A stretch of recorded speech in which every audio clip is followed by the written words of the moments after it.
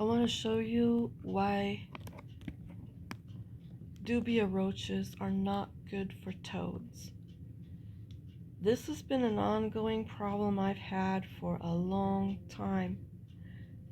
I've changed the substrate and all kinds of things to try to make it easier for my toads to find their bugs. They're super high strung, so they don't want to eat when I hand feed them. They don't want to be in a container with bugs. They just look to get out. They're very, very sensitive. Mine are anyway. I have 3 males, and um, they were used to eating mealworms, and I'm trying to transition them to dubia roaches, and it's a complete fail. My plan is, since I have these dubias and I don't want to waste them, I'm going to get crickets, and hopefully the crickets will stir up the dubias to get them moving. Maybe they'll chase them and want to eat them. I've seen them just like fight over mealworms before, so I don't want to give my toads the crickets because they are lower in nutrition and higher in parasites. I really want them to try to eat the dubias, but and I feel like that's the max my income can go for their food, because um, the red racers are or red runners are really expensive, like really expensive, and they don't carry them in the pet store. So my problem is these dubias really upset me. I mean, I can't be mad at them because they're just doing what they do, but they're so sensitive that even sound, or if I open the lid and breathe, you know, like any little thing, they are so clever that they will stop and remain still for literally hours until they're sure that the predator or the risk is gone, and then they are busy and active. And the minute a little tiny little movement or change of temperature or light or even sound happens, they go completely mannequin on. This still is as a mannequin, and my toads can't find them. They look right at them, they climb right over them, but they are movement triggered eaters, and they do not feed well on these bugs. So I just want to show you how hard my toads were looking for food with these dubias right there. Now they are in piles. I put a ton of them in there, and they're in piles in the corner. But even if the toads step on them, they will not move. I chased them out of the corners with the soft paintbrush that I use for the vitamins, because I dusted them. But they went right back into the corners. Dusted in the corners, but you know, and they travel around these edges. But as soon as my toads come out of their bed, like they know, they just, it's impossible. And my toads are so hungry. You'll see here how hungry my toads are. God, I'm not letting them gonna get so hungry that they're gonna die or have malnutrition. But today I've got to go out in the cold or whatever and go to the store because I have to walk, and I'm disabled too, which I'm not. My back is injured, and I'm really having a hard time walking. I don't even know. Sometimes I can't even get home. Like I have to stop on the way and walk because I have multiple problems, and I can't even get home because the fatigue is so bad. I think I'm gonna have to call somebody or I'm gonna collapse. And it's just hard. It's harder watching them be so hungry. Now there's a checkered cloth um, flooring. I just put that so that they could see either on black or white surface, like, because I don't know what the frogs could see, but they didn't seem to see anything at all on a multicolored surface, you know, not in soil, not in um, my other substrate. It's just, I put this as a test, something to make it easier, and I taped it all around so that these dubias cannot go under. I used blue painter's tape, taped it all around so they cannot go under it and hide, because that's what they were doing. And now they're trapped, they're outside. You can see one is right here. He's right there. And there's a bunch of them. They're under the bread. There's like, I took out as much food as I could, made things in crumbs so that they can't hide under it. A little piece of orange peel up in the right hand part of the dish. There's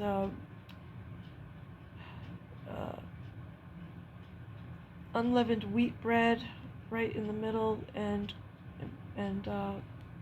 a multi sort of other crumbs, you know, anything that won't hurt my toads if they ingest some of it. But in their regular dish they have a lot of healthy things. I've seen my toads swallow a carrot once, and I don't want them to swallow anything, because they went for the bug, but with the bug went the piece of carrot, and it was big. So I try to keep everything bigger than can fit in their mouth, or so tiny that it doesn't hurt them. So I'm gonna start scrolling through the time. Just needed to give you some background real quick. But you can see this dubias moving around. They're going, right? Oh, he tells his friend, it's okay. And his friend is telling him, no, it's not. Here comes another one. They're hiding around the edges of things. I can't take the edges away. I can't, but you can see how active they are, okay? They're going.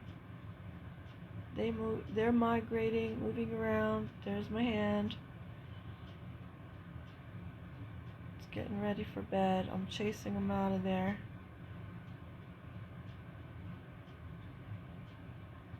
Okay, went to sleep, I think. And they're going. Back out for something I forgot. And they're going.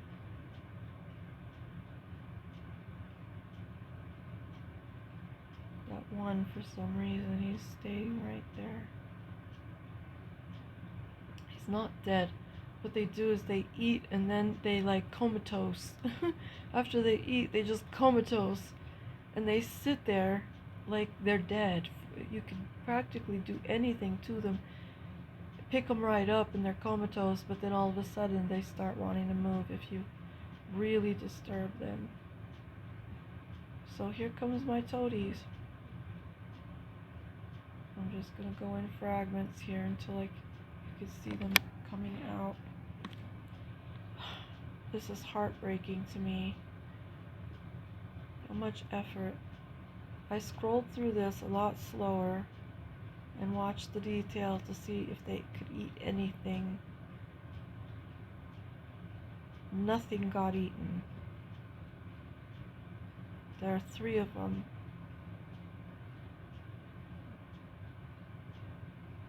Last night I saw one of them eat 2 bugs. That's it.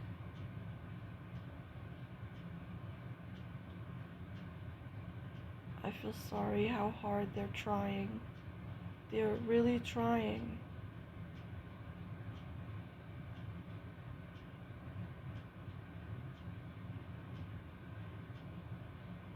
One goes in the water because he gave up. But you can see in the dish, they're moving. But But when the toads come near that dish, they hold completely still and undetectable. The only thing the toads can do is hear them move. They come back for a check, but upon the bugs seeing or smelling them, feeling a vibration, they go completely mannequin on them. And I am so upset. I spent a good deal of money and time and effort with these dubias trying to transition them. They'll step right on them and they'll be right there, and they go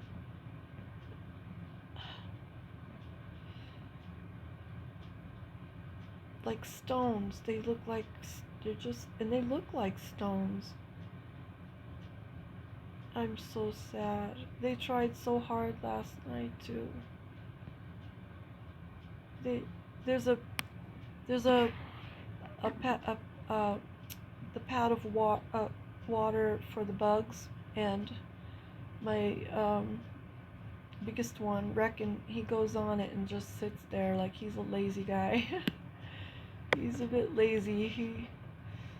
He has a little bit of vitamin A deficiency, so he's got short tongue syndrome, and not bad, but it just makes his muscles tired. And he's got a vitamin for it that he can only have once a week because it's very potent. But I just feel sorry how hard even he is trying. He's improved a lot. He had that disorder when I got him.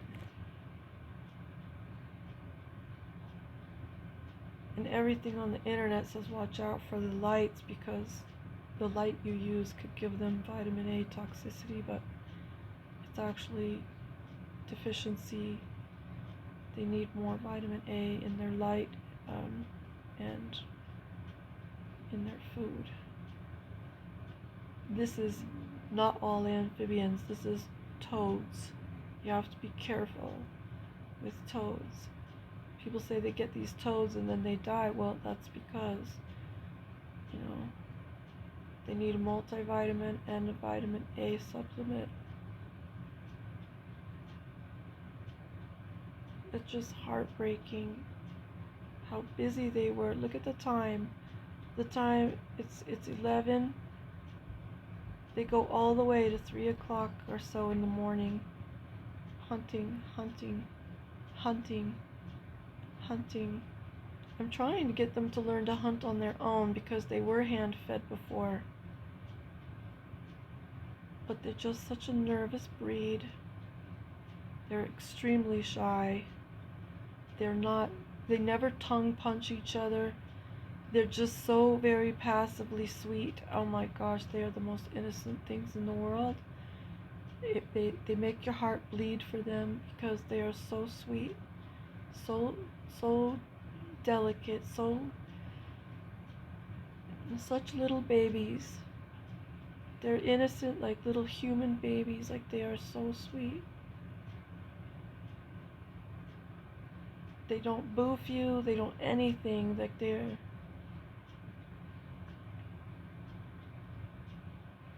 so precious, and they're working so hard. They used to be able to just go in their dish and eat their mealworms, but then I see the mealworms, like the skeleton is in, when they poop in their water, like it's skeleton, they can't digest and there's not much in them. And cumulatively, they're expensive food because they have to eat a real lot of them to get their nutrient, and then they're higher in fat. So the lazy Reckon, he was just getting fat.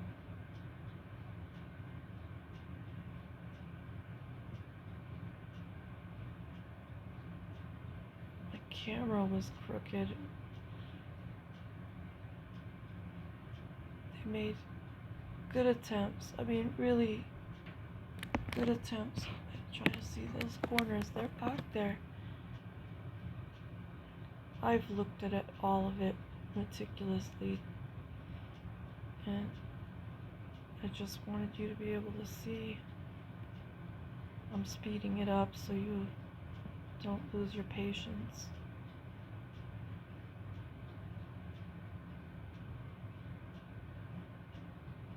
I don't think they got anything in the corners back behind their bed because they just pile up into the corners and layer on top of one another as flat as they can, and without them moving. Now look at this dish. Look how many are in there, okay? Look at them holding still. Doesn't this just annoy you? If you've got an animal and they're supposed to be eating these bugs and you're finding like they're not healthy anymore, this is why. These are for toads.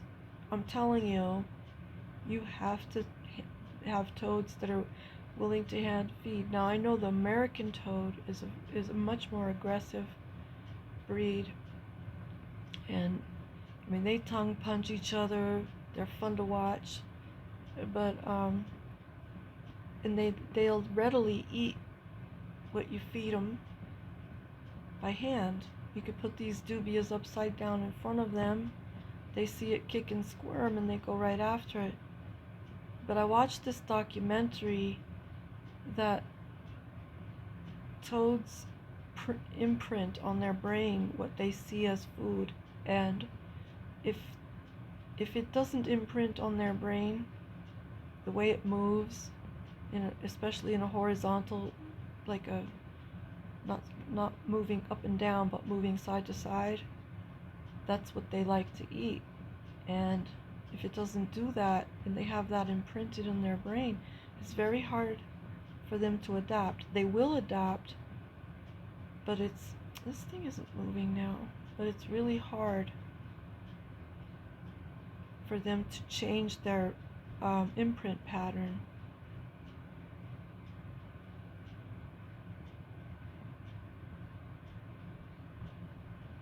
Oh, I'm sad. I can't get this thing to just, gotta use my pen because it's just being stupid. It's like I can't get it go past this 1:40 a.m. What's wrong with it?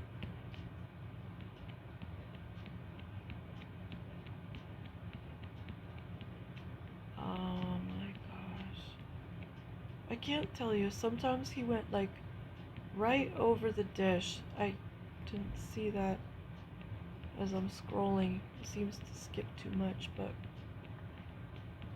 I wish I had a time lapse that I could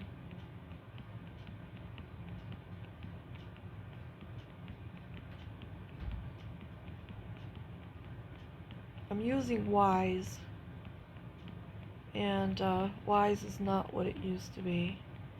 Ever since they used to be like offer a lot more for without pay, but then once they got all their customers rounded up, they switched it to a pay, but their pay doesn't give you what it says. You pay, and then because they are not updated, what they did was their old devices went obsolete and their new devices are the ones that work. So the obsolete ones, like we have because we were grandfathered in, they don't care for their grandfathered in customers. They abandon them and go for their new sweet customers. And so when we try to pay, we don't get anything. None of it. Not any. The only thing that works is the free version. So we'd have to buy new devices. That's just to keep you buying more stuff, and that's why they're not a good company.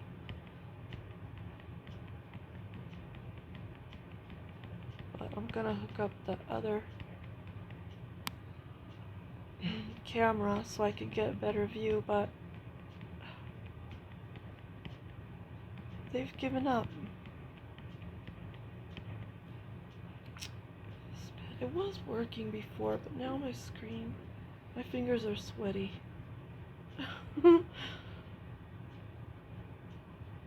Oh yeah, that bug that was dead all night long. He's over there. Look at him. Here he is, moving around. It's safe, guys. He's the monitor, right?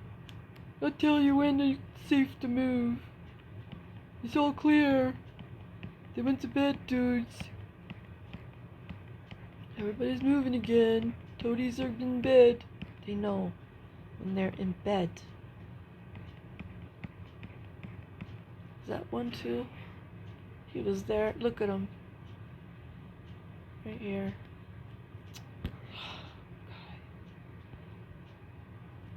Sometimes they're crawling on them.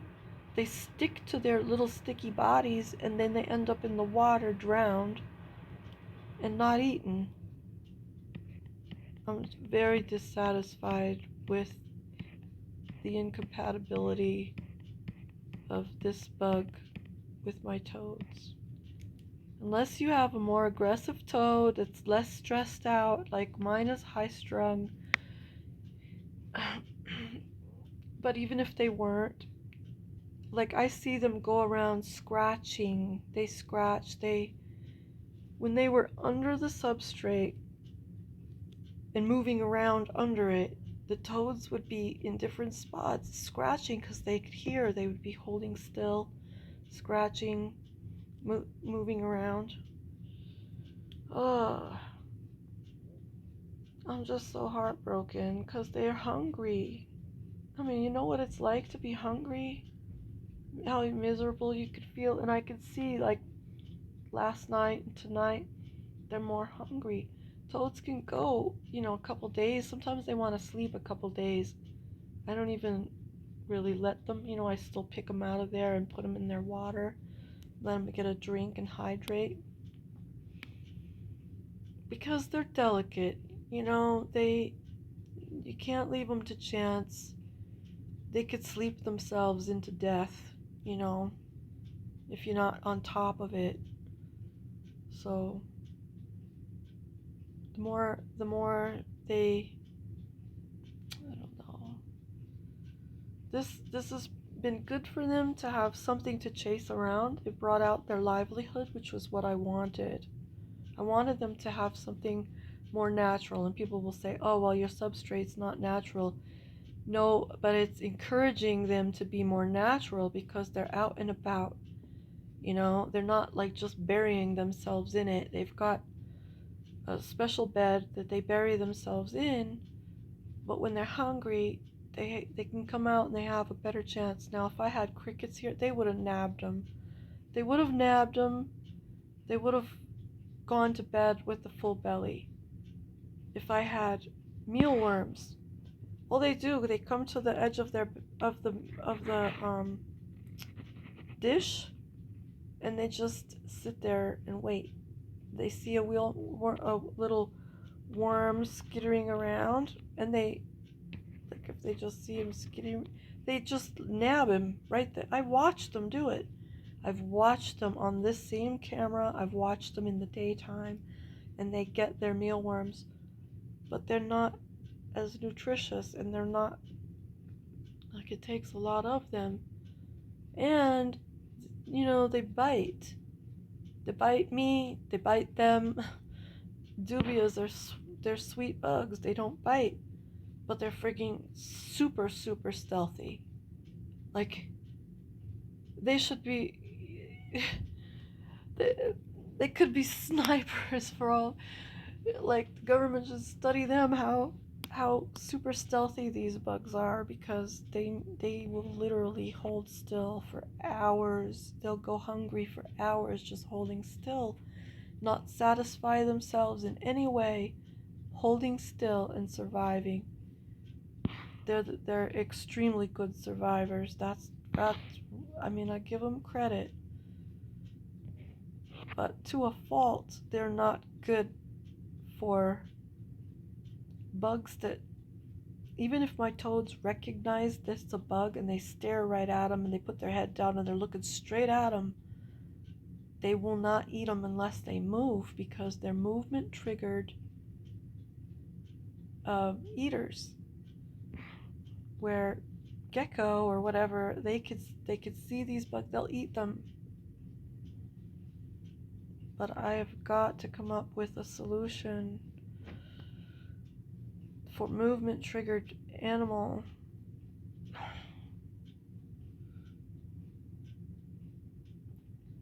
You know, the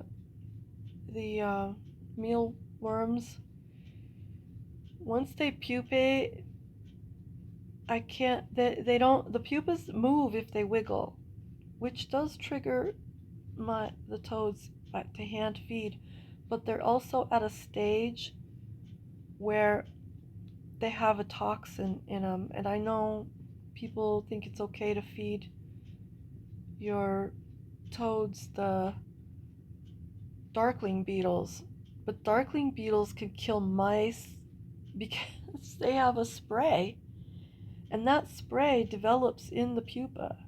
My toads stopped eating the pupas because they felt the toxin, and they only wanted the mealworms. You know, the you have to read up on. You have to go to the Wikipedia about the insect you want to feed, or you have to go to the encyclopedia. You can't just go by YouTube or the internet necessarily about a quick forum about what do I feed it, do this animal eat this bug. You have to look at what you're feeding them from the chemistry standpoint, because you could be slowly poisoning your bug, your toad, your animal, gecko. It could be any animal. They could die from these toxins. They can accumulate in their system and kill them. You're taking your gecko or your I forgot what those lizards are. They're very sweet. Um, oh gosh, everybody loves them. I can't remember their name right now, but they get pretty big. But when they're little, like they ended up going. I see the videos of them in the vet, like, oh my lizard is sick. What are you feeding them? They tell them, and the the doctor even doesn't say anything about the toxin. They're just like, well, we're gonna give them this liquid hand feeding, and they get their pet uh, kind of back up on their feet, and they take them home, and they're sick again. Well, you're feeding them the bad stuff. Crickets just, they die easily. They're good. You have to be like at the pet store every few days, or unless you know how to. I've tried to raise the crickets, right? I put them in a box, and for some reason I couldn't figure out, their legs are dragging. What's going on with these crickets? Research that. Oh, the crickets get this fungal disease that causes their legs to stop working, and then so I was like, huh, keep buying a new one, different source, new batch, different source, and then I realized, something. This is the box that I had in the room where I had used um, mothballs one time, and I used the mothballs to control carpet beetles and larvae, and the box was in the same room. And what I'd researched why I stopped using the mothballs was because there was a PMC report that this infant had died from a blanket that was stored uh, with other things that was stored with mothballs, and the baby died, like just from having the blanket laid over them. And I said, my gosh, I'm putting this all in my living area where I was downstairs, trying to control the carpet beetles. and that were our landlord's problem. We had the house exterminated, and so the box was killing the. It was washed, but it doesn't matter because if you do your research on mothballs, the stuff, they shrink because they evaporate and they go into the walls, like they go into the paint, they go into the furniture, into everything, into your body. They permeate. And then when it gets warm, the temperature is warm, that permeation releases back into the air. And it can migrate. It can go out the window if the window's open. It can migrate to new items that you've brought in, you know, as soon as the temperature is warm. So it's devastating to think that I was feeding these crickets to my toads and the stuff is not removable. It's not, you cannot remove it from your body. It can migrate itself. It's not like autonomous or anything, but it kind of is because without any intelligence, it just it morphs, it changes form. Once it's not in a manufactured state anymore, it it's loose. It's loose. And I still have a lot of items that I've not gotten rid of that were in the rooms where I used mothballs. Oh my gosh, it's just making me really sad now because I don't want to hurt. I don't want to hurt my toads so very bad. But I'm really super sad that this is the case with and so none of the things I have in there now have that stuff on them. It's all brand new, everything.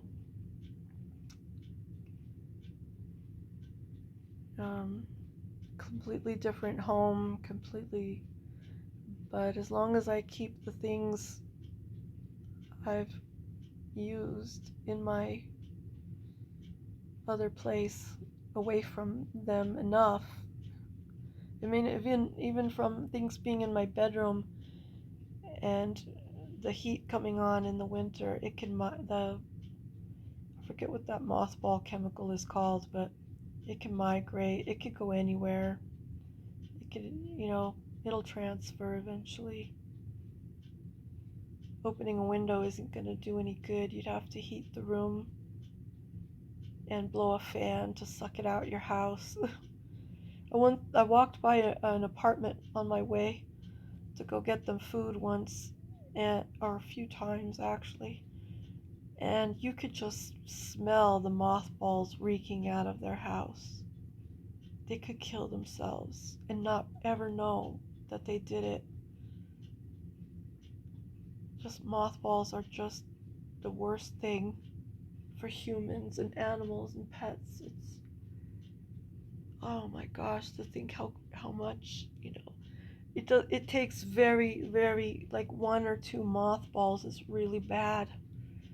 One or two. But when you have those little discs of that product, even it looks like fruit, like orange wedge, the way they're shaped. Toilet bowl things, that's mothball too. And you just don't realize they're selling these products as helpful to people, and they are so deadly.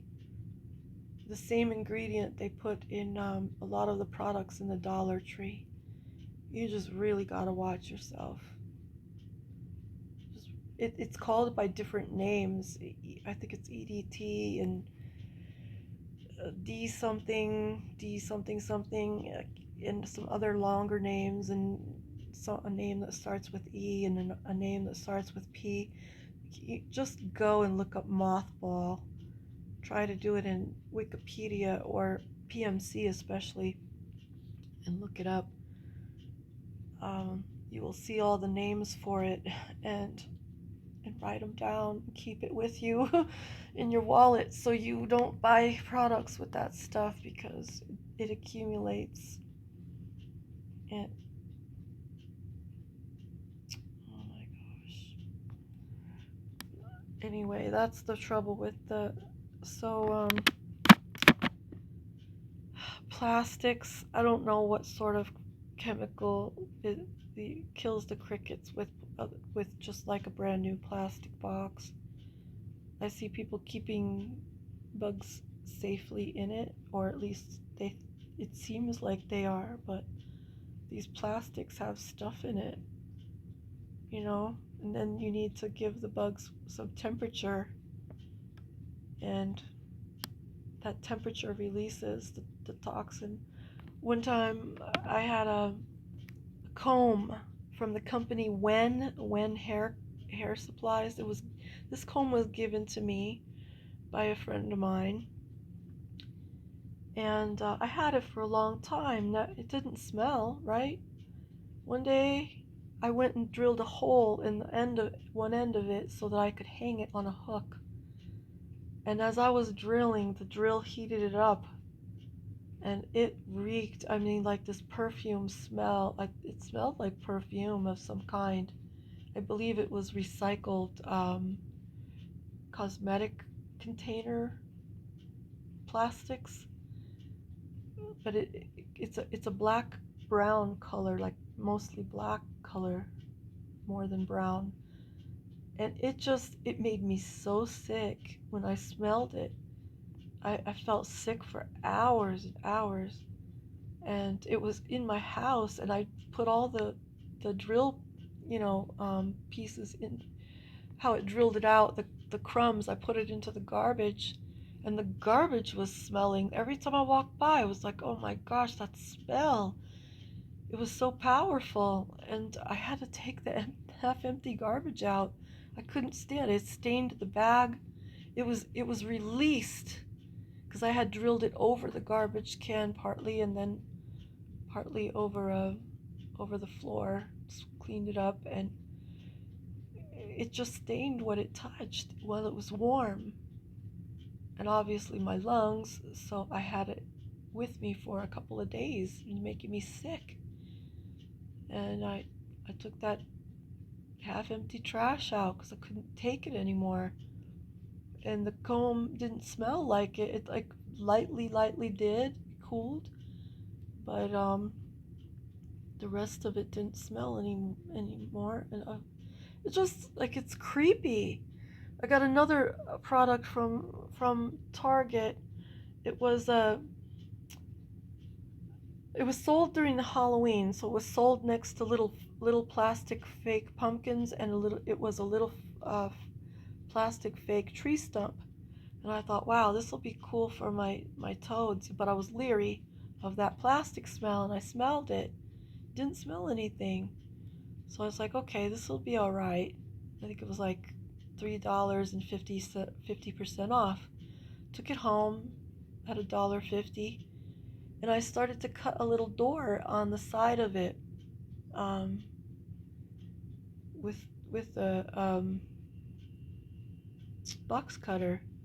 It was soft enough. I mean, hard enough, but soft enough. I could use the box cutter with being really careful and cutting it slowly, and I could smell that smell being released. It was the same smell, and I was like, let me go and research perfume in plastic.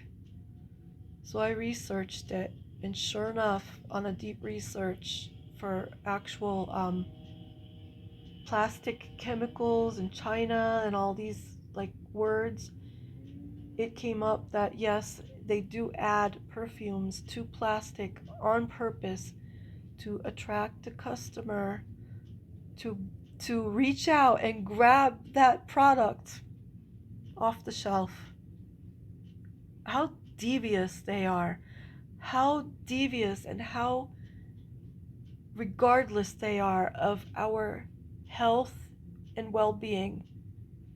How covert, how sneaky, how devious, and even stealthy in a really criminal and really bad way.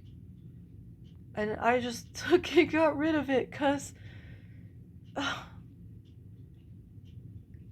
you can't have stuff like that around your kids. They're using plastic perfumes in plastic, even for harder plastic, softer plastic. It doesn't matter. The article said nearly all plastic products these days have perfume in them, and I know they use estrogen for the plastics. In plastic water you drink, the softer the plastic, the more estrogen it has in it, because estrogen is the chemical they use to soften. Female estrogen is the chemical they use to make plastic soft, and it has a sweet smell. That's what babies love about their mothers. But the estrogen in plastics, every kind, whether it's the fabric on your couch, your carpeting, your countertop, your car seats, your baby's car seat,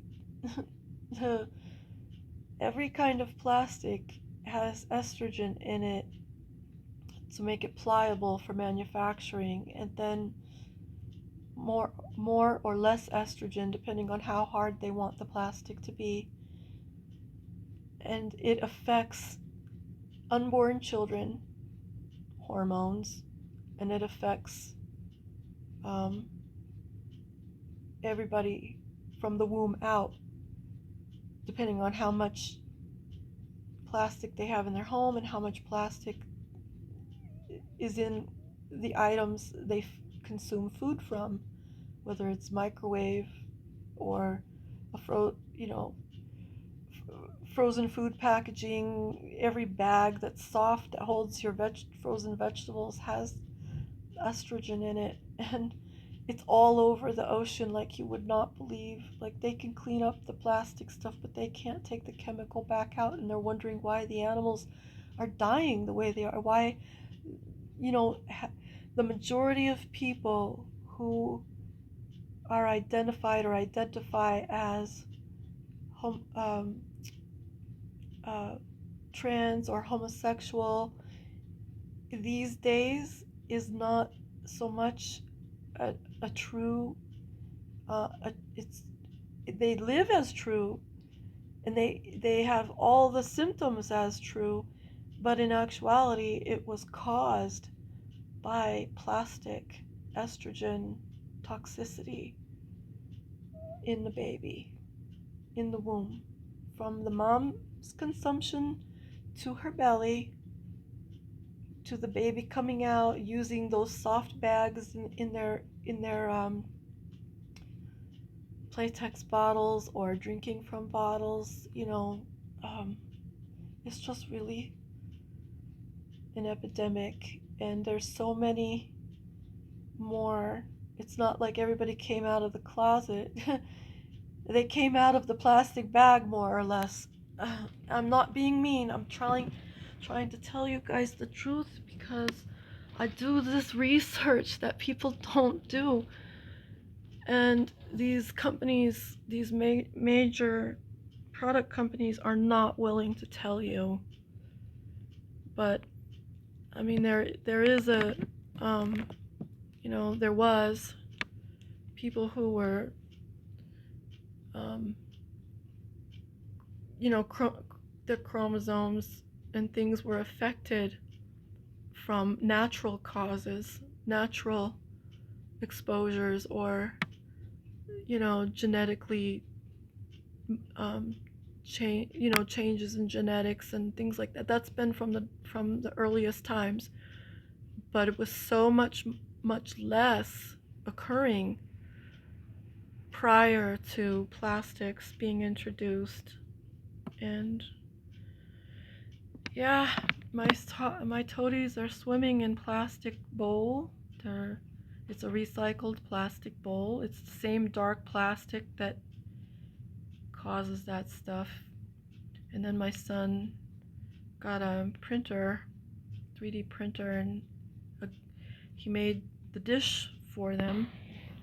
This dish right here, this one is from Walmart. It's the recycled one. This one is the recycled, mostly likely recycled plastics used because they're soft. They can be molded, they can be shaped by a 3D printer. And not only that, but whatever, while they're heated, chemicals go into the air. You know, he and I are breathing that. These plants, they are a lot better plastic-wise, because for some reason the companies that manufacture these go for plastics that are less toxic to small and very susceptible pets. Thankfully, the research I've done on these plastics, they are far less toxic than what you buy or what you make. But it's just, I got on that track because of the box and everything it had, the toxicity it had. And honestly, I've used other boxes and I still find, like, even if the crickets didn't have a walking problem, didn't have paralysis problem, which starts in their limbs and works up to their whole body till they can't eat, or a fungus problem. I mean, they still kind of did maybe have, it might have been toxicity from the plastics or other things in the environment, like mothballs, which might be used actually in the pet store to control other unwanted pests. But the pet store I was getting from, the title is, the first part of their name starts with a P and the second part of their name starts with an S, and they're probably as guilty as any other major pet store, like the one that starts with a P and the other part of its name starts with a C. They all have, you know, they all just want you to buy their product and they don't care what happens afterwards, as long as it's, you know, they're figuring it doesn't matter, it's going to be eaten. But that's why pets don't last very long. What I want to do is get the I fed them one grasshopper, a wild caught grasshopper, but I'm so paranoid about the high incidence of parasites, not only in wild caught, but just in the captive bred. But I fed them one grasshopper from a clean enough area I thought should be clean enough, and nothing ever happened to them, no parasite. But I was terribly worried, and I'm just realizing something on my finger. Hold on.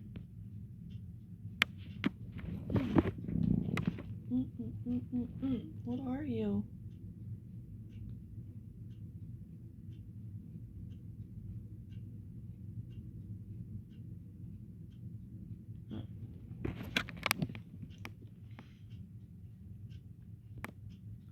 So I was saying nothing happened, but I don't yet have the courage. What I wanted to do was get the grasshoppers, get them to breed, and then, you know, like at least 2 breedings, and then use the clean offspring to feed my toads, because the grasshoppers that live near us, I mean, they're extremely lively, and they're extremely abundant because they are so extremely lively, which tells me that they're probably likely very healthy. The ones that I see dead when I'm walking by, they don't look like they're dying from parasitic. They don't have like parasitic symptoms. They're usually run over by the bikes and the pedestrians that are, out for health reasons, out getting their healthy walks and exercise. Um, so I would like to take some from that stock and start colony that's clean, a clean colony from them. But they fly, they're fast. The adults are a little bit bigger than my toads could eat, but that's okay. I mean, I could just turn them loose because they're in their native area. But yeah, I mean, that would be an incredible diet for them. But what they eat is all the grass and stock, wheat basically. Like there's wild wheat and a large variety of grasses out there that I couldn't supplement for them as food unless I went out and picked it. So I'd have to supply them with something, from a manufacturer of a company, which might not produce, might not cause them to be as lively or as healthy. So I don't know, it's hard to grow grass indoors, and if you grow it outdoors, it's hard to keep parasites off of it. Parasitic. Oh, and I was gonna say the other thing I don't give them. I give them night crawlers, not red worms and those other type. You have to do your research on the worms because there's these other kind of worms. They look like earthworms. They're in an earthworm category that's different than night crawlers. The night crawlers are more of like old world, where these others are more like new world, and the new world ones are very susceptible to parasites. They also have toxins. They're much more susceptible to toxins, but all earthworms, old or new, are susceptible to parasites, and they're very high in carrying them. So I had gotten captive bred night crawlers because they didn't have the toxins that I forgot what the red ones are called. They're bloodworms are bad for it too. Red worms, oh gosh, I can't remember their names, but they're the ones that are sold in the pet store. PS and PC.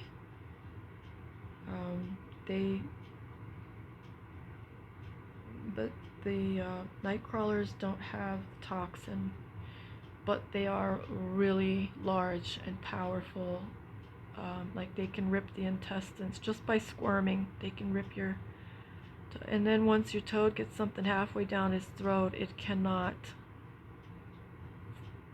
expel it. It will continue to swallow it no matter how big it is, and that's painful to watch. So I had cut mine. I watched a video of somebody just nearly kill their toad with too big of a worm, and then I cut the piece, but it really squirmed, and it was really bleeding bad and making me feel just like a monster.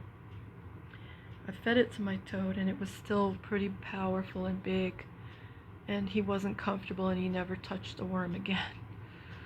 So, oh my gosh, it's hard. I didn't know that I knew toads was going to be hard. I didn't know it was going to be this hard. Especially, you have to watch for your breed, and there's nothing on toads out there that tells you about breed temperaments. I learned the temperaments by watching lots and lots of videos of people's different toads and their temperaments. So you've got the little oak toads. They have a lot. They're very lively, very I guess aggressive. You know, aggressive to eat, aggressive to breed. They're not aggressive toward each other, but they that I've seen. But they're little and they only live a couple of years. Then you have, I used to play with the eastern common toad, the Eastern American toad, and I licked them. I didn't know better. I was only 5 years old playing with toads, and I smelled them, licked them. They're bitter. They didn't boof me, but I did pick up some that, like, I saw the white boof coming out of their glands, and I wiped it away and touched it, probably had it on my hands for most of the day and ate my lunch and did things, and I didn't ever feel any psychedelic effect, so I never had gotten boofed in one dose bad enough to notice it. But over time, I probably did. I probably got salmonella from touching them a couple of times. But they were healthier, wild caught is, except for parasites. And, generally they're pretty healthy, like muscle wise, healthy, lively wise, where captive bred things can be healthier parasitic wise and bacterial wise, but not necessarily muscle wise, skeletal wise. They're just fed a different diet that doesn't contribute to that type of health. But so when I researched the European green toads, there really wasn't many videos. There were videos of them in the wild, videos of them making their singing sounds, but there really wasn't much on them in regard to captive keeping. So there wasn't anything to reference their personality or character type. And I just went off of like what other toads were like, and they're nothing like them. I've seen videos of them migrating by the thousands, like they're all over. They're healthy. They're very lively. They're breeding. They also sleep by the thousands in groups, like under the ground, in mass nests. Which I never heard anything to that effect on other. They're very communal. This toad is very communal. They say toads are not yeah, they're wrong. This toad is very communal. My 3 boys love to sleep together. 2 of them are bonded. One doesn't want to go out without the other. Like when he notices, is that noise my buddy?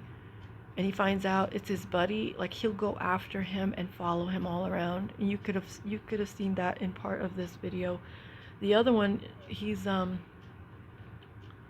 little more independent.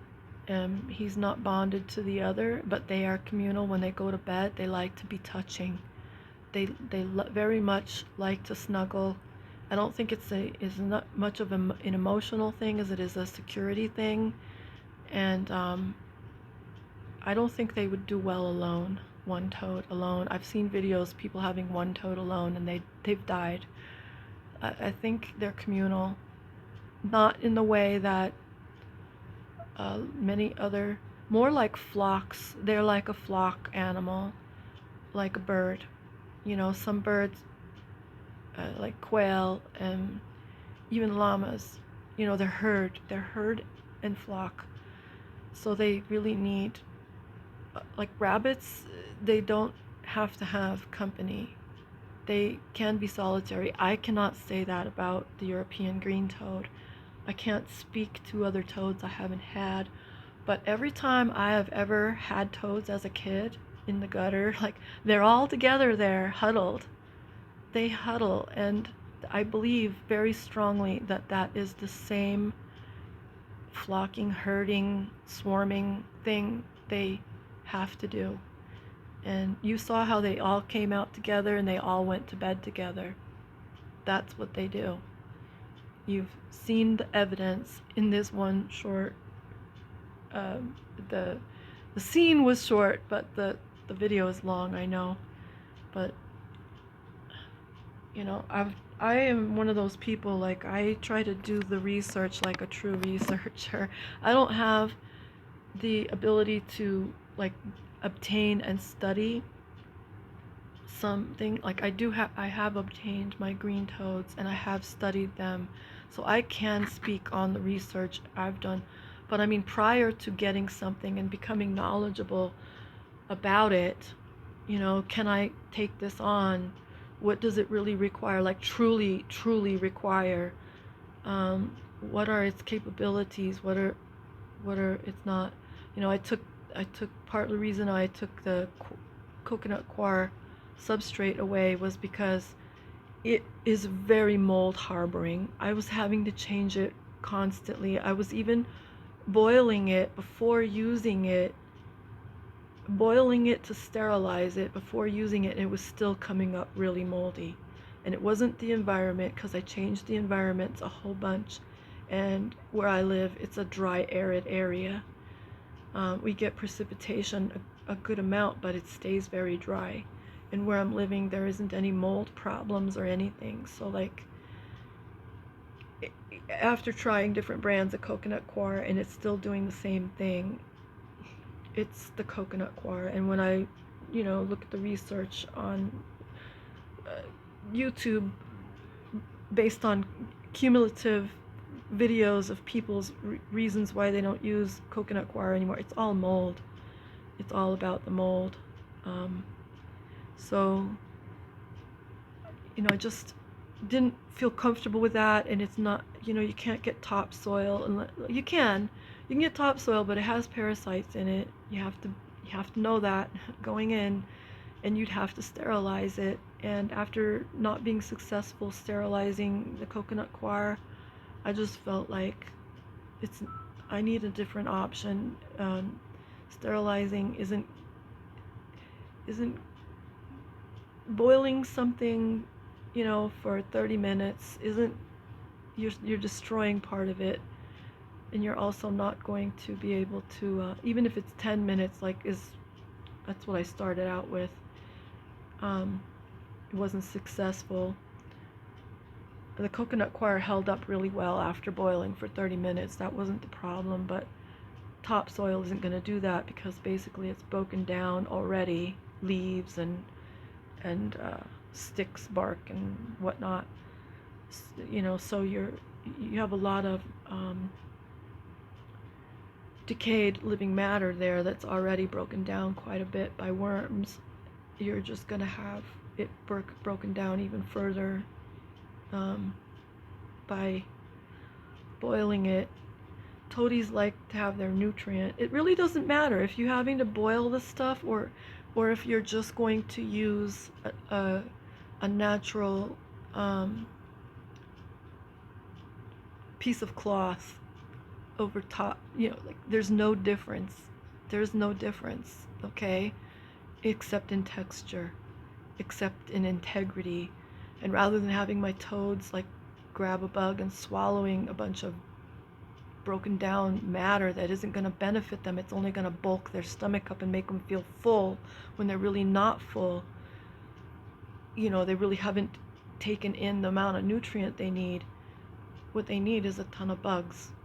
And I realize the soil does give them some nutrient, but their bugs are being dusted for the nutrient that the soil wouldn't have provided. The soil would have provided, and maybe even better. So anyway, you know, that's why also, you feel sorry for the laboratories being so sterile, which I disapprove of, but the controlled amount of the way they're able to control the food, the quality of it, not having animals be bulked up by other things that they might eat that aren't really good for them or any value to them. It, it the pros and the cons balance after a while. But in my case, like one thing I want to do with my toads is add bird vitamins to their water. I don't want to give them so many vitamins that they're getting sick from the vitamin, because that's absolutely a reality. Absolutely a reality. I deal with that, having a metabolic issue of my own. So I can have too much or too little, and having a metabolic issue makes it very, very hard to balance the pros and the cons. But I think with less dusting, and like lighter dusting or less often, but putting a light amount of the bird vitamin into the water, letting the toadies drink the vitamin, would be a lot helpful, a very good advantage.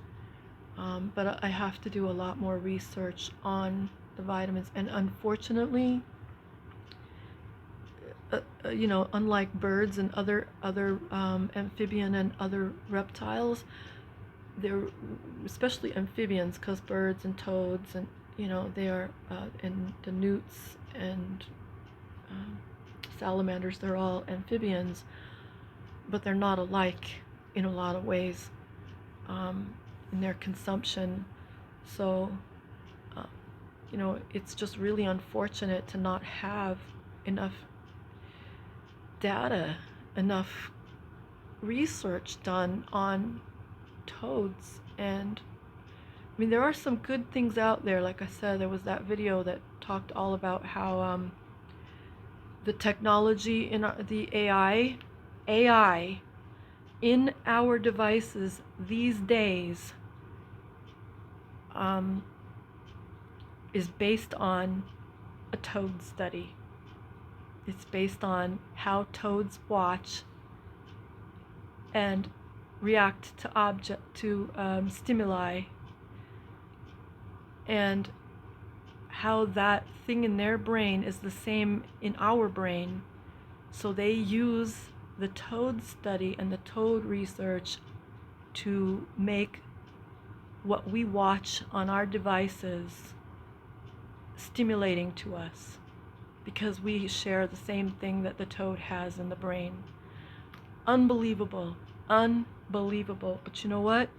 That is the glorious aspect of doing research. What you find out that this world doesn't want to tell you, by digging deep, by being persistent and relentless on finding information, and you stumble on other things that is like amazingly informative and interesting and beneficial.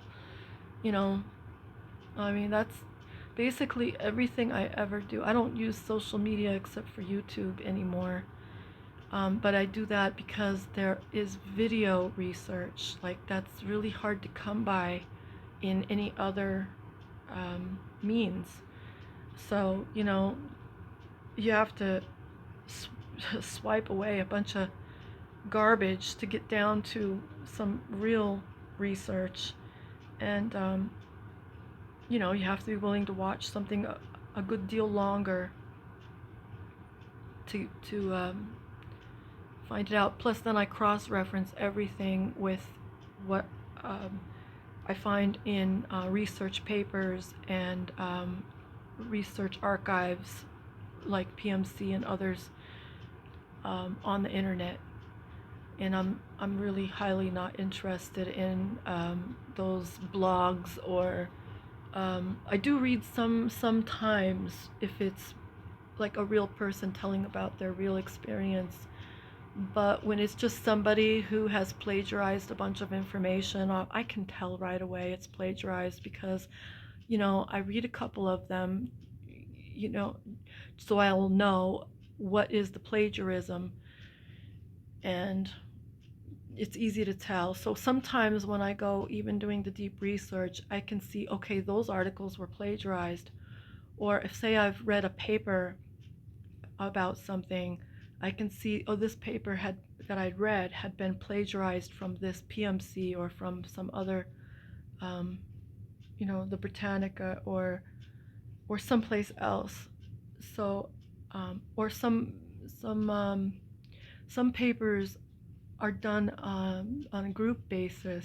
So they are accumulating on group effort data about a subject, and then it's a group paper, which I find really informative.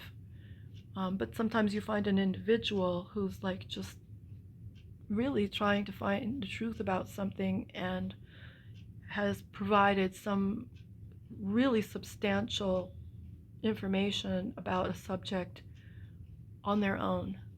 And I really, really appreciate and love those articles. But this is Autistic Life, and probably pretty boring to any neuros, and NTs out there. I'm I love and enjoy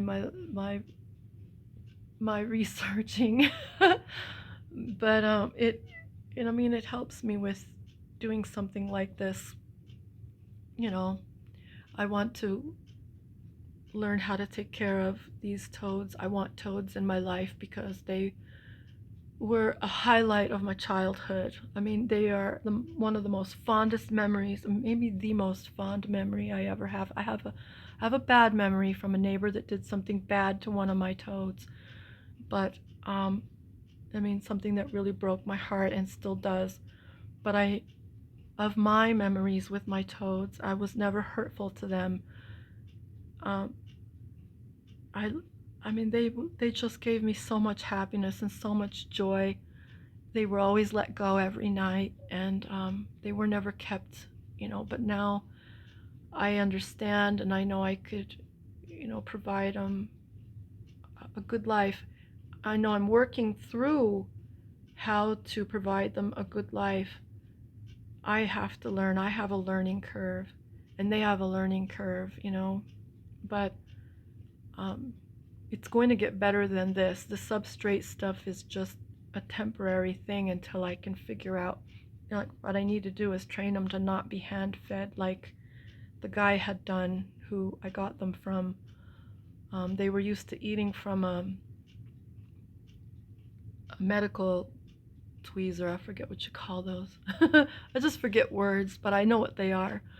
The long one. And my motor problem, I just cannot release it or hold it lightly. I can't hold things. I drop them unless I'm gripping them very hard. And so I'm not able, and they have to learn curve with me because I'm not able to fix that. Um, and I want to switch them from one food to a more healthy food source. But I want them to learn how to hunt. I think because they were, they never learned how to hunt. So I'm trying to train them how to hunt. They have instinct, so they can do this. They're capable. Once they learn how to hunt, then I won't mind boiling their substrate. Once I see they're great hunters, they're getting their meals, their bodies are healthier, their strength is better, then, putting them back into that substrate, boiled topsoil is what I'd like to use. So they can dig in it. They won't need uh, anything artificial. I can plant plants in it, and I can put their bugs to run wild and live. And but I want to do this right. I want to do it like a scientist would do it, not like some hobbyist, just throw them in there. If they get some parasites, let me just give them some medicine rather than losing them to death. Let me just give them parasite medicine all the time, regularly or whatever. I don't want to do that to them. I want them I want to grow this in the right way. Yeah, it's going to be somewhat of a sterile environment, probably not bacterially, but definitely parasitically. And it's going to take time to get them to where they can hunt for themselves and thrive in that environment, because of and I have to have a learning curve, knowing what kind of bug is going to be good in that environment. And it's definitely not going to be dubia roaches. No. They could be a cleaner bug. They won't harm the toads. They don't go and eat them. They don't try to even go in their bed where they sleep. So they don't want to be harmed by them. They're a good bug in a way that they are very they're pretty darn clean. Their babies eat their poop. They really good at surviving, and they will definitely clean up stuff. So I think maybe better than those white mites that they use to clean up the debris. But maybe the larger they get, the more they might, maybe in groups, they might want to harm the toads. I don't know that yet, but not something I really want to take a risk on. I think I would have to see how larger one responds around under supervision around my toads, like while I'm watching, kind of spy on them and see, what do they do.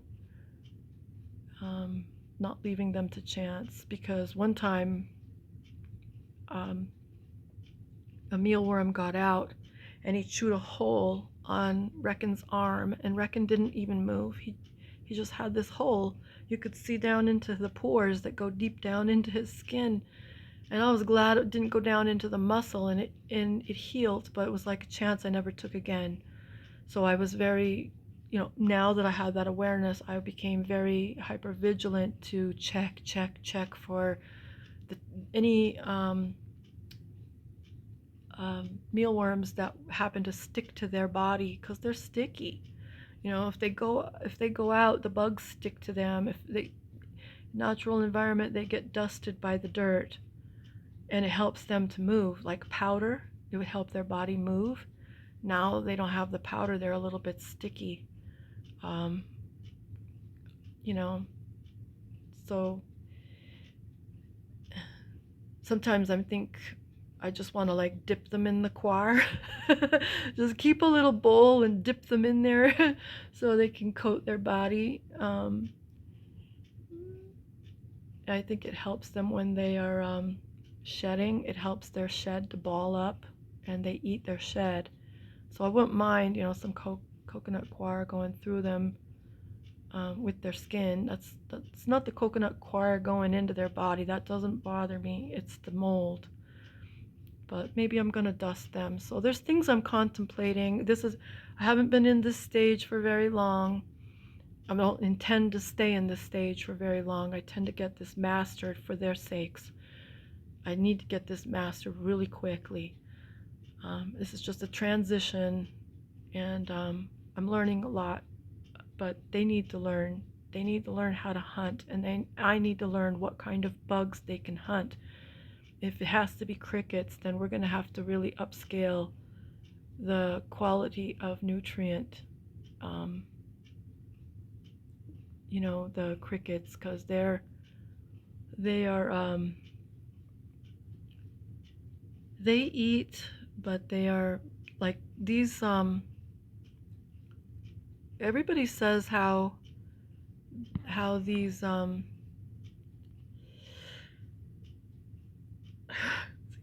short on words sometimes.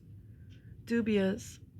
eat really well, eat everything. I would say, from what I've learned, is adult dubias, the larger and full grown dubias will probably eat your cabbage and your spinach and whatever carrots and stuff. I find that this size of dubia here, which is about a half an inch and smaller, they're not able to chew through it. They can when it's soft, but if it starts to dry at all, or like it's taking them a lot of work to get through bread or to get through. Now it's not just like store bought, like it's store bought, but it's a good quality bread, and the better one um, is what they should be eating. Um, Not oats, but 100% pure wheat. Um, I'm really having trouble with my words now. Anytime I have to slow down, like my words get really bad. Unleavened bread is what it is. It's unleavened whole wheat bread. Whole wheat bread means it has to be cooked or the bacteria will get them. It can make you sick. So yeah, in order to cook it, you either have to lay it out dry on the pan and let it cook like that, or you add water to it and make crackers. And that's what they're eating is cracker. So it's actually better for them. I should take the bread away. The bread is quality Italian bread. Uh, it has a little bit of fat in, like a little bit of yeast and things that are good for them too, but it's also controlled and it's also healthy, so it's not the kind of yeast that's going to grow all over everything. And I definitely never put any of these type of food products into the coconut coir. The only thing that went in the coconut coir was insects that had already been gut loaded in a different container. So no, never, no cross contamination. They were eating mealworms at that time, and the mealworms were not eating bread or none of that. That's not what they're supposed to have. They're supposed to have oat type stuff. Um, even even they can't chew very well. The size that that the toads required, were not able to chew through the unleavened bread crackers. It was just too hard. They had to eat the oats in their thing, and I gave them potatoes, which are not yeasty, fungal. Like they were switched out every day, fresh. So um, that was for the iron that the earth would have supported. You know, coconut coir did not have iron in it the way topsoil would. I'd far prefer my toads to swallow topsoil than to swallow coconut coir. They don't even come from the area where coconuts are, let alone, I mean, there's a lot of controversy out there about the use of coconut coir. It's not natural. It has its problems. It's tropical, and these are forest creatures. They're woodland forest. They're not tropical forest creatures. So that would not be, it's not natural to them, and it doesn't have the nutrient that they need. It's like eating wood chips from your garden. It's really not healthy. Ground up wood chips, it's not healthy. And a lot of, even though coconut coir isn't toxic, like wood chips, I see a lot of people using that as substrate. That stuff is treated with fire retardant because you put wood around your house. Think of it. My ex-husband told me when he was putting wood chips around, I said, because his father was a gardener and he was a gardener, I was like, can that stuff start a fire around the house? And he said, no, it has fire retardant in it. And I watched when a fire was set next to my home in my apartment when later on, much later, when I didn't have a home of my own, it was an apartment. And there was wood chips set afire, and they did not burn. They scorched very, very little, but underneath the dirt was blackened, and the weed barrier material that they laid over it was just burnt a hole right through. The flames were up to my knees, and the tree bark, cedar bark, wood chips were not burning at all. The flames were coming up through all through around them. You could practically use them on your portable fire pit. They don't burn but you don't want fire retardant in them, and you don't want to use things like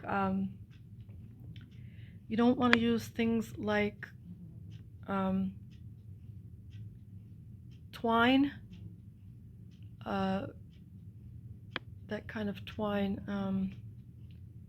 or burlap, because they actually put the opposite on them. They put kerosene on it to prevent bugs from eating it, and you can smell it. So you don't want to use twine or the cords made of that natural, brown looking. They dye it sometimes, or they bleach it sometimes for color purposes, but you don't want to use that. It's the same stuff burlap is made out of. You don't want to use that because it's got kerosene on it. You gotta be smart. Like, you gotta know. If you gotta use fake plants, get them from the pet store. They're made differently than the ones in the craft store. The craft store puts fragrance in the plastics, and they use like starches mixed with other chemicals, maybe paint sometimes to give it a shine. You gotta think. You gotta know. I'm doing this video so you can know. This is a full video on, I'm intending it for any kind of pet care, but it's based on my research and experience raising my European green toads, which there's not very much information out there for them. Yeah, I don't know. These guys are so docile. I love them so much, and I wish there was more information. I would really like to learn more about them, but it looks like I'm the one that's going to be the one putting the research out there for people. You saw how good of hunters they are. I mean, for toads that didn't know how to hunt, and they're learning, so they can. You can't leave them to themselves. If they don't get a meal, I will, and they won't eat something. I mean, when I first got them, they were so timid and nervous that one of them I did have to feed by force, but I had to research how to do that, how to get his mouth open. I had to use a piece of silicone straw with the edges cut at angle, so I would slide the mealworm in there. Well, actually, I was feeding him earthworm. Put the earthworm in it, the piece of it, not the whole thing, just a small, like a 1/4 inch or 1/2 inch piece of it. Slid it in there, and then pushed the edge of the straw in between his lips, because his jaw is like folded over and clamped very tightly, and it's a bit uncomfortable for them, but dying is more uncomfortable. So I slid it in his mouth and kept it there, and as I kept it there, I squeezed the bug through the silicone straw because it was more flexible than a plastic straw and less rigid, so it wouldn't cut their lips. And it went in his mouth, and he was happy. He liked it, but he did not like the straw, and he fought me harder the second time. But he got a meal, and it was only twice I had to put something in his mouth on one occasion, and and he began readily eating on his own. So it was just, jumping the appetite, just knowing, like being observant and intuitive, and learning how to. Sometimes you got to think for your animal. I've got a doggie. She's got dementia. She no longer eats on her own. Um, I got her yesterday to take a few bites, but she just, that's all it is, she eats a little and then she stops. And you can't rely on her at all to feed herself. So with her, I've had to literally hold her mouth open and put food in. She's lively, she's lively in every other way, but left to her own, she would stop eating and die. She would not eat. So I keep her alive. Her quality of life is great. I feed her. I force feed her. I don't shove it down her throat, but I do hold her mouth.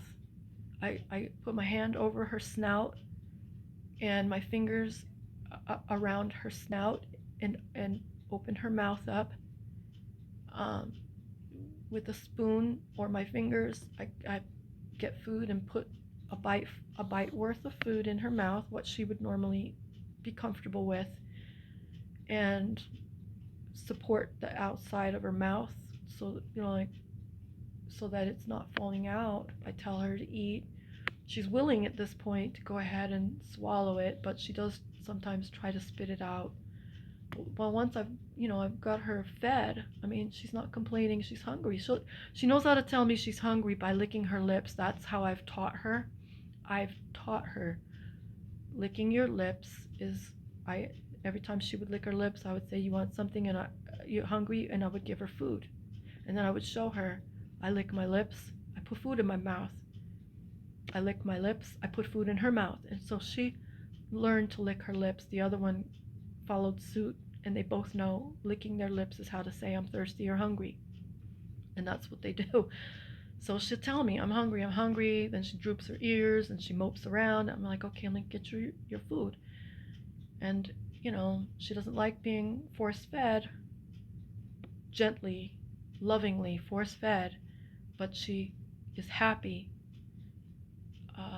to have a meal and be done with it and go on and play with her toys and play with her sister and enjoy life, like run around and be happy. Um, she still has some other dementia symptoms that come and go, but this one now has been the dementia symptom that doesn't go away. It doesn't go away anymore.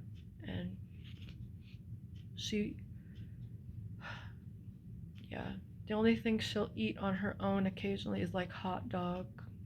So I can't feed her hot dogs forever. She needs a food that has calcium in it.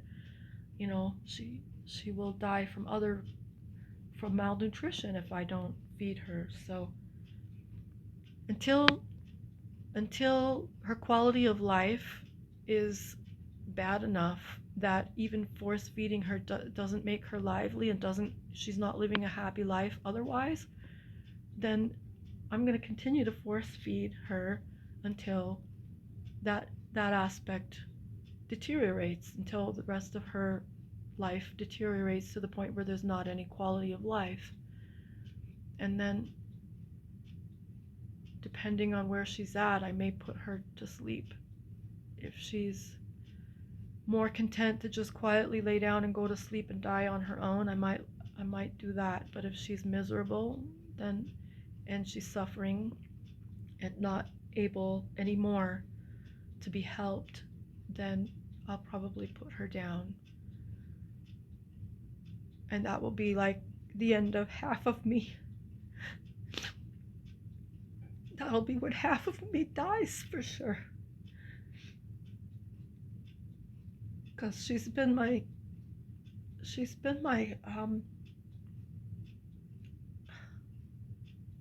I can't, whenever my brain slows down, I can't think very well. Service dog. And she's been tremendously helpful to me. Even when even when she's been too small to actually do some things, she's had the will. She's always been wanting to, and always, like, she'll just, I dropped something the other day and she just picked it up and gave it to me. You know, she's been trained to put things in the trash because I was like wheelchair bound.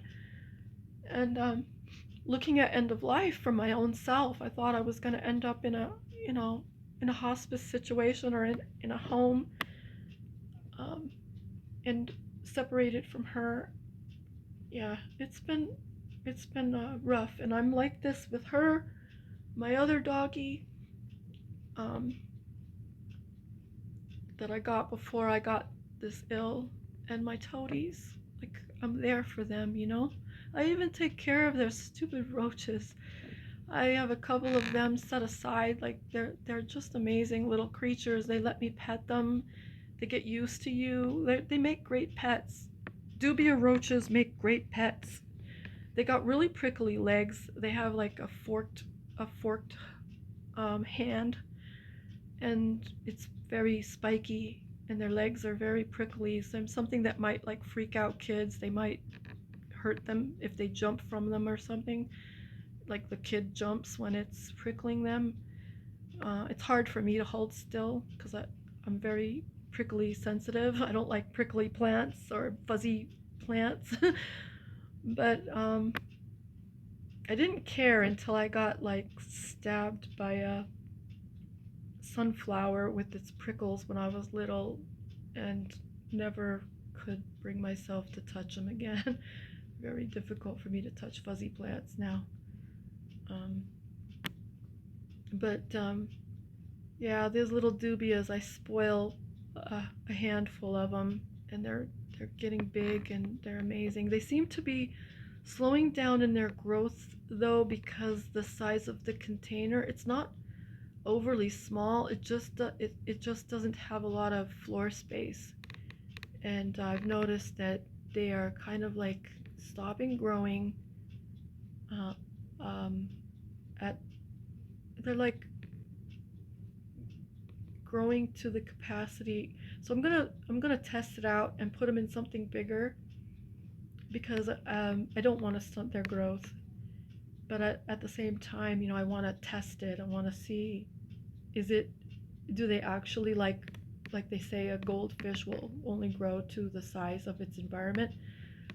Um, is this true about dubias as well? Because that's interesting information that I haven't seen out there anywhere in my research about feeder insects or any kind of insects at all. So that's going to be super interesting.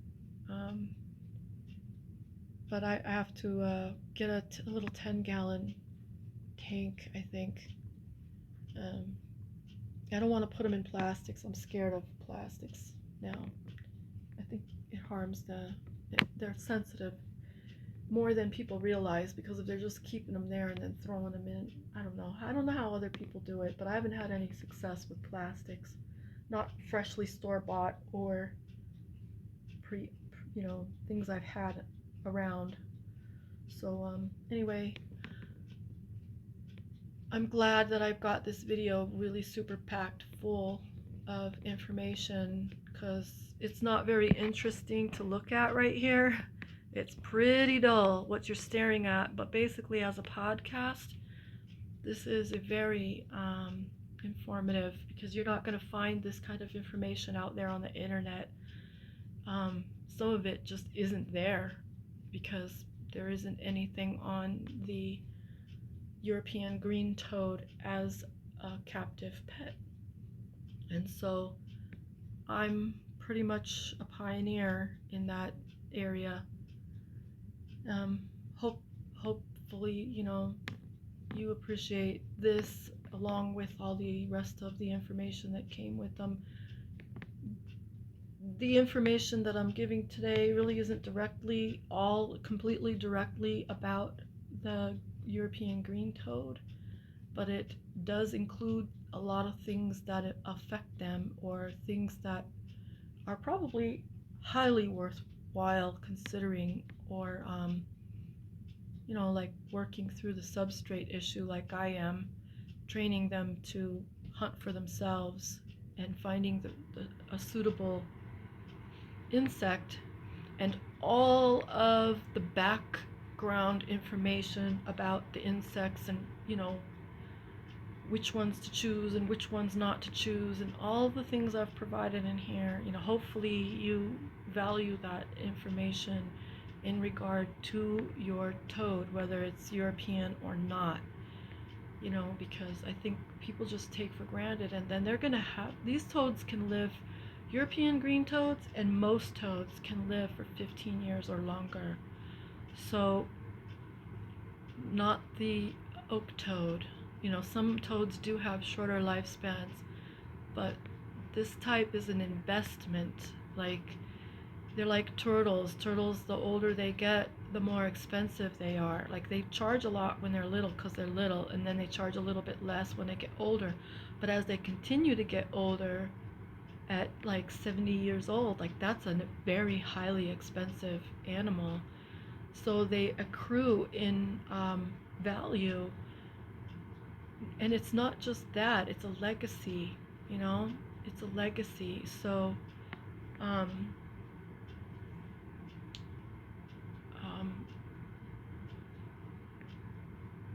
forgot what it was. There's another thing on. Oh, I used to raise fish, and I would get these fish for $17 and raise them to be from a half an inch to about 2.5 inches long, and then they would be worth $85, $100. So when we traded in the fish for saltwater, it covered a lot of the expense of the saltwater equipment. And that's another thing too. I was only 19 years old, and I was researching. I had a thick book of aquatic fish diseases and basically fish diseases. And I had read that thing from cover to cover. I knew everything better than the pet stores did. There wasn't anything a veterinarian could do for me except surgery, And I knew what I was going in for, what medicines I needed, and they didn't know, and they're telling me all the wrong information at times, and I'm like, my gosh, I'm so glad I had that book, because back then we didn't have the internet. And yeah, I had encyclopedias and everything. I knew about more things than just animals. I knew about history. I've been reading encyclopedias since I was 4 years old. Wrote a little paper on flies and how many eggs they lay and how many days they live when I was 5 years old, and I had that committed to memory. I still do. So this is the autistic life that I absolutely love, and it lights me up. It just lights me up. So hopefully this information helps other people. And yeah, I love researching stuff, and I've done it for other people too. I've researched things they wanted to know about and given them the information, and honestly, they were neurotypical, so they were overwhelmed by, they wanted a blog, they wanted a little generic plagiarized thing, and I really gave them papers. I gave them research, and they didn't really understand what they were asking for, I guess. You're asking a knowledgeable person to give you research, a researcher to give you research, and that's not really what they were prepared for. So, it wasn't pages and pages. It was probably 6 or 7 pages, but they didn't get a novel, which they could have ended up with if they had been more enthusiastic than they were when they first asked me. So yeah, people don't understand, and they're not willing to do research either. They tire easily. I don't tire easily. The more I understand, the more I'll start researching the words, not just, and that leads me on to other things, and I start learning the connections between things. That's where it really gets interesting, is where you're learning the connections. Man, oh man, people say they don't want to live forever. If people were perfect, it would be great to live forever, because you would have a perfect mind and you would be able to research things and not get tired, not get mental fatigue, not feel mentally limited in any way. And you could just make these connections and connections and connections, and you could just understand your universe so much better. And I can't see how a person would be bored if they lived forever perfect, because the connections go on and on and on, and you couldn't live for eternity and ever become bored in this beautiful world that was created. Like, it's impossible. And I think limited thinking is what makes people think it would be limiting. Limited thinking is what makes people think. The lack of experience in learning and researching stuff is what makes people think that life would not be interesting, that it would become boring, or that they would ever accomplish learning it all. Because it's impossible to learn it all. It never ends. It never ends. It's so interconnected, and those interconnections are just layers upon layers upon layers of understanding beyond your wildest imagination. You can't become bored from living forever, for eternity, in a perfect mind and perfect body. That said, that's the end of this video, and if you made it this far, you probably are like me and like research, because this is definitely a brainiac video. I don't know what I'm going to title it, but I'll think of something, because there really isn't, I don't know how to attract people other than tags,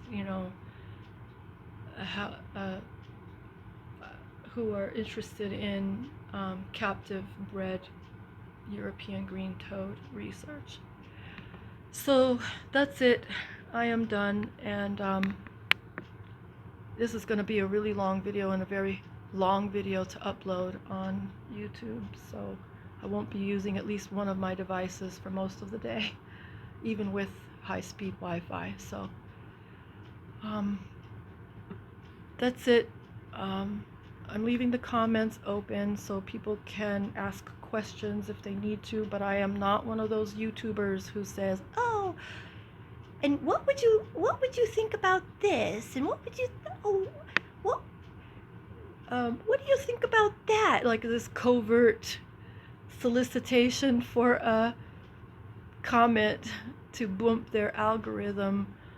I'm not interested. I'm not that person. So I don't care if you like or hit like, or only times I ever look at likes is to see, did people enjoy it to that extent. But what I see more are, voluntary comments that I interact a lot with,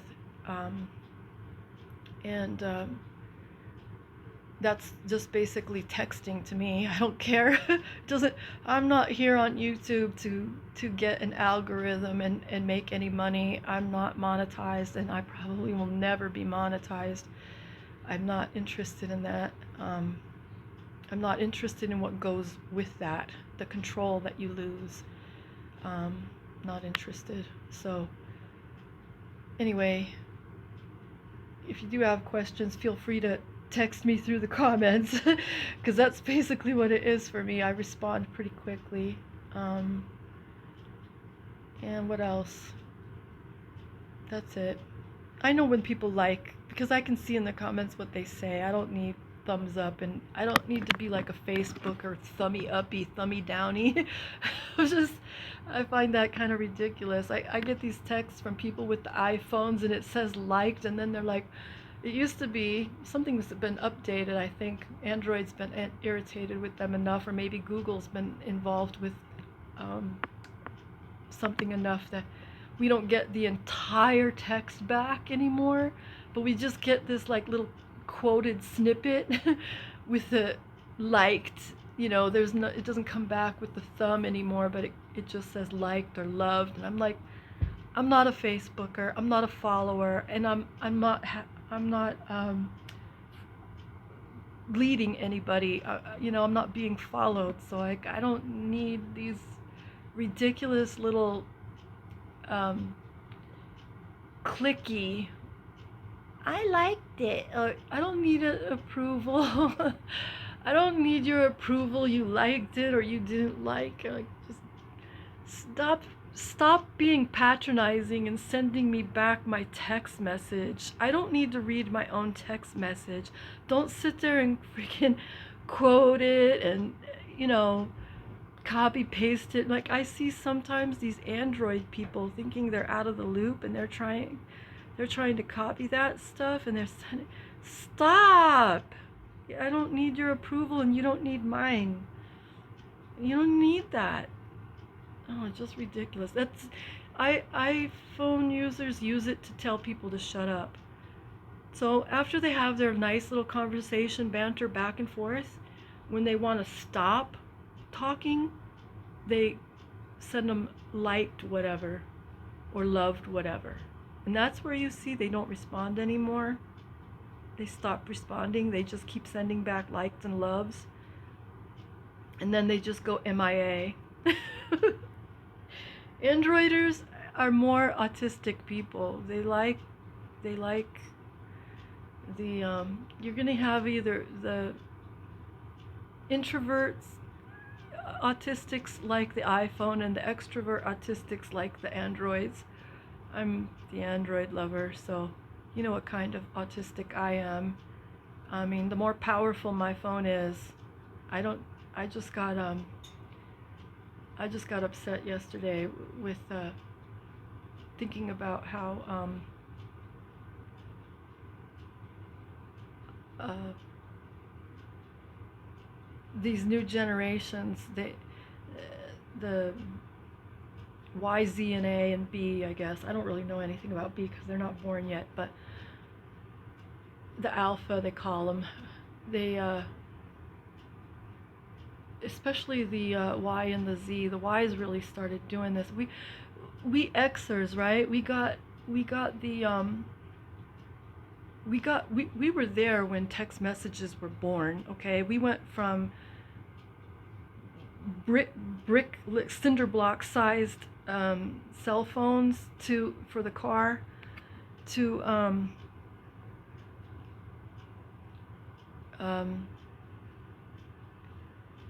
these little clip on your belt pagers, and then we started getting these big, really expensive cell phone thing. They were cell phone. They were quite clunky, and the smallest one that came out was by Sprint. It was tiny. It was so tiny. It was probably like 3-4 inches long by like 2 inches wide. And I never got one because I couldn't figure out how you put that to your face and it hears you talking. But they were ahead of their time. They stayed kind of popular for a while, but they were really, really out of our price range. We all got like I forgot what that company was called. Not T-Mobile because they didn't exist yet. Something mobile. With different cellular carriers. And I watched the text message be born when you're sitting there texting with your thumbs on these slippery little rounded buttons. And then the smartphone came out, but it really wasn't what it is today. It was more like a PC phone, like a personal, what do they call them, personal something. They used to have these little personal data devices they look like eyeglass cases and they flip open. And then there's a keypad and a screen, but it was just like gray, gray and black. The screen was gray and the text was black. They didn't even have white text. So you would put all your contacts in there, mainly for people who had businesses and stuff. And they had a calendar and different things. So they kind of combined the early cell phone with that little PC. They used to call them PCs. I don't know what that stood for anymore. Personal something. personal calendar, a personal something. Um, a lot of people, like beauticians and people that did services like that, needed them. They combined them, and so you had the phone with the screen, so it was like a rectangle phone that didn't open and close with this screen, and then they came out with a flip, and that started flipping. But we were promised by these companies, like, it was going in the direction where your text messaging was going to be like an email, and we were thrilled, like, oh yeah, it would be like an email. And then the buttons got better, and the screens got better, and the capability got better, and we could start really, like, texting larger amounts. Us Androiders loved it, but the iPhoners, they're so simple minded that they were overwhelmed by things like that, and they started creating this with their likes and their thumbs up and thumbs downs, you know, and their Facebook mentality, with their followers and the blocking. They started making these stupid rules, like, you can't. They would answer you K instead of okay. They considered their text bubbles like prime real estate. it just it just really made me angry, because I've got prime real estate on my Android, and let me tell you, it's like millionaire real estate, and you're claiming that your little city, you know, you ever see Manhattan apartment? Oh my gosh. They're like 10 feet by 10 feet by 10 feet, 10 feet square. And they charge like $2,000 and up for that much real estate. And you don't even get a yard. You're fortunate if you can even hang your leg over the window. and you're in your like seventh store building with your elevator that intermittently works, and you always having to take the staircase. It's ridiculous, their mentality. When 911 happened, and these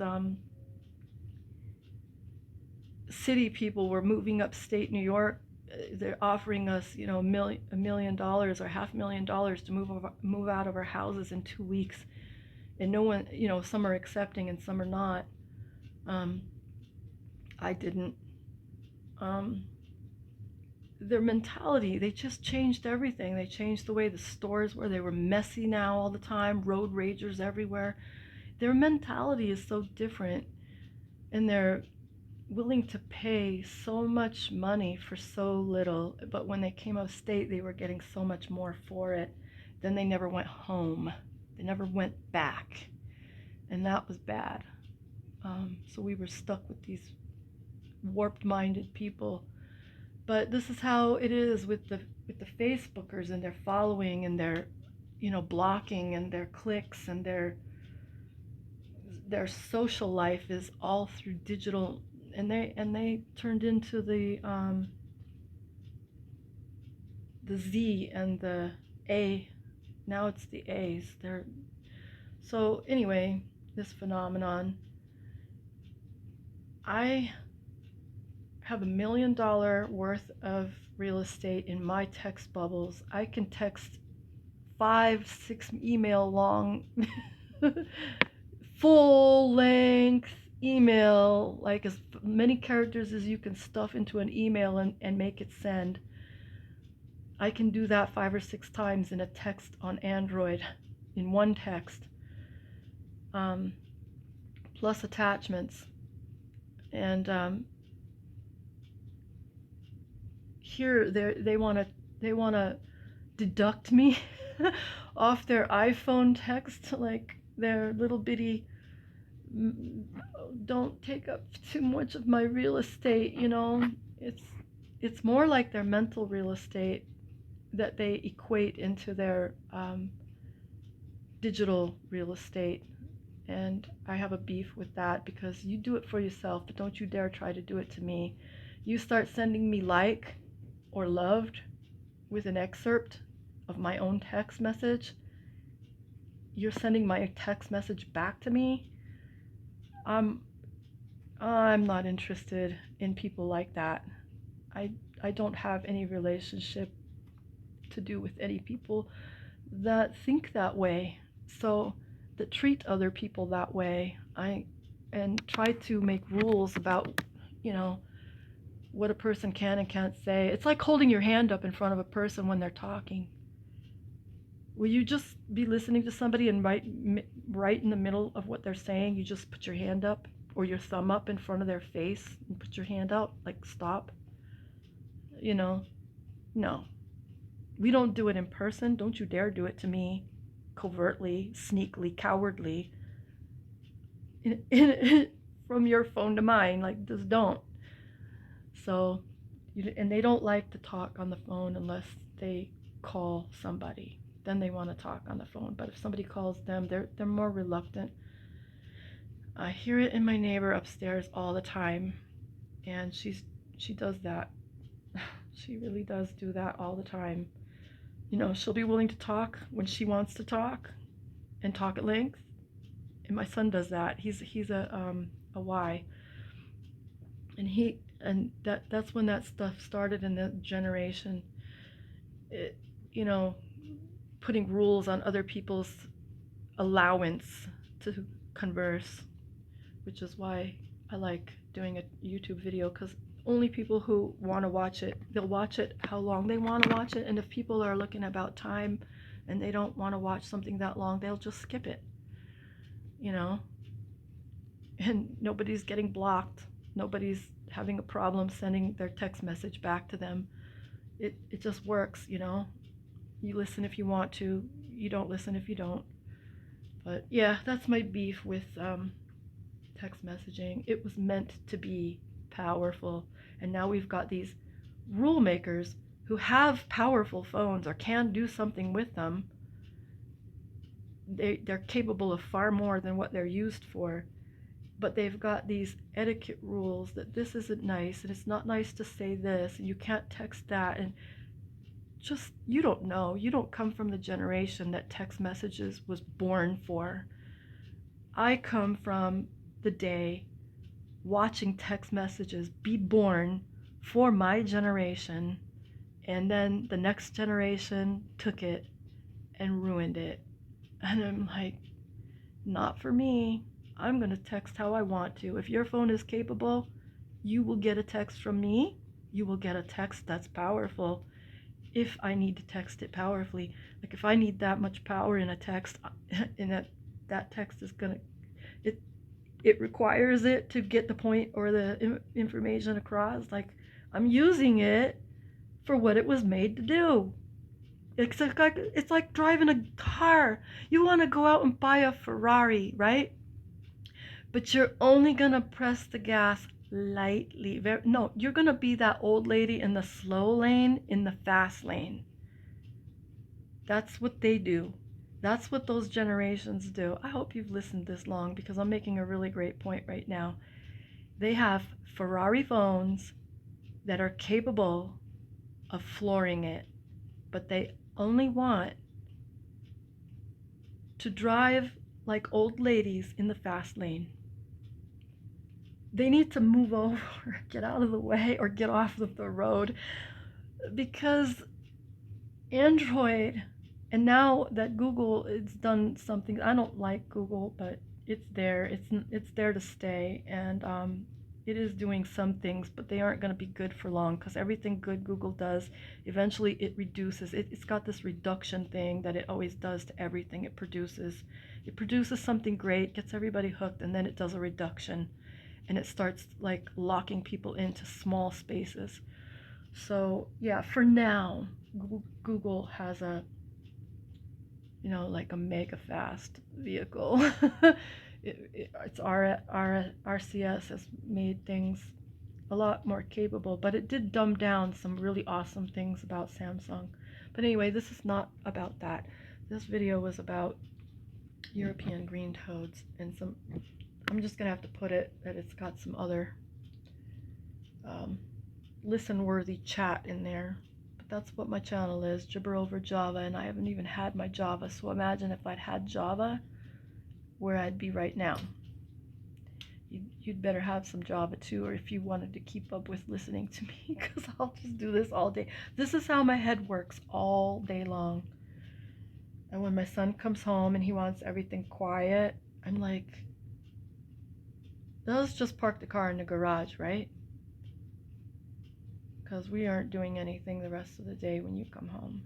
So that's it. That's my that's my gibber over no Java for today. I gotta stop because I got other things to do today. I'm gonna see you in another video, hopefully.